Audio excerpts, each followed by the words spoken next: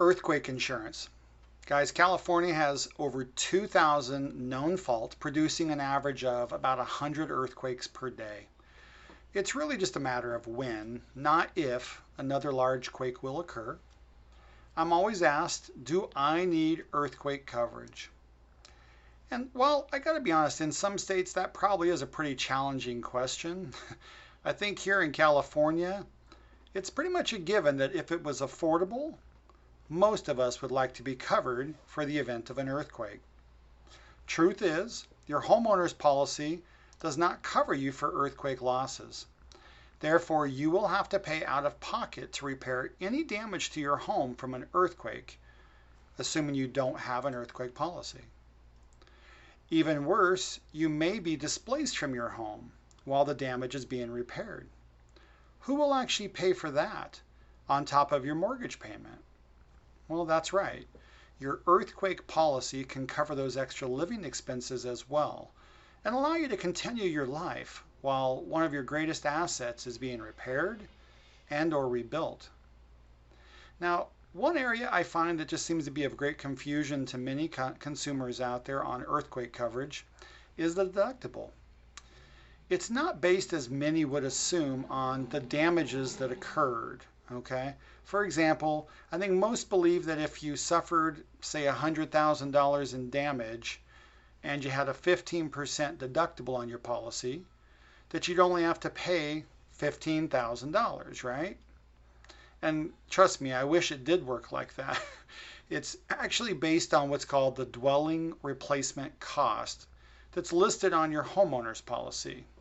And that's basically the cost to rebuild your home from scratch, including removing the debris if your house burnt to the ground, okay? So to cover that same 100,000 of damage that we kind of just talked about on a home with a dwelling replacement cost of say $700,000 could require the homeowner to come up with over $100,000 out of pocket before their insurance policy would ever kick in. So if you caught what I just said, that means even though you have an earthquake insurance policy, if you have a 15% deductible on it, it may not even kick in if you have that kind of a circumstance with a $700,000 replacement cost on your home and $100,000 of damage. Well, there is actually good news at the end of this story here. We actually offer some lower alternatives, allowing you to actually use your policy in less severe instances. So, for example, I'm just going to stay on that same $700,000 replacement cost that would, again, would have been over $100,000 with a 15% deductible. If you had a 12.5% deductible, it'd be $84,000 you had to come up with. 10% would be $70,000, 7.5, $52,500, 5% would be $35,000, and all the way down to 2.5%, which is the lowest we can go, would be $17,500. So again now, for that same $100,000 of damage, you may only have to come up with $17,500, which obviously sounds a little bit more affordable than fully insuring on yourself.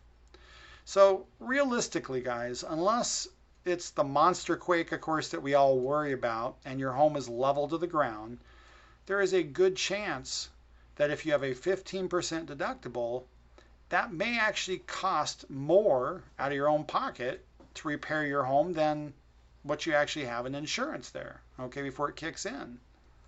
So in my opinion, if you own a home with, let's just say, at least 30% equity at least, then you probably want to try and insure that risk for earthquake coverage. Just be sure it's a deductible that meets your needs. And if you're really not sure what you need, we're totally happy to evaluate the risk and make suggestions for coverage based on your needs, budget, and available funds in this kind of an emergency. One last piece of good news, it's probably cheaper than you think to cover your home correct in the event of an earthquake.